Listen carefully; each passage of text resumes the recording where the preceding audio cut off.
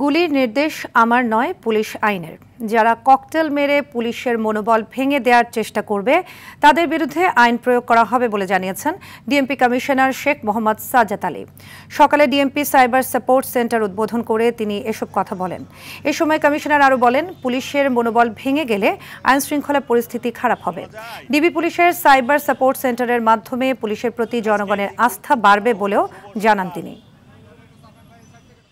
এসব অপরাধ মানুষের ব্যক্তিগত নিরাপত্তা, সহকর্মীবৃন্দ, গণমাধ্যম কর্মী এবং গতকালকে রাত্রে আমার একজন অফিসারকে ককটেল মেরে যেভাবে আহত করা হয়েছে, আপনারা প্লিজ এই নিউজ প্রকাশ করেন।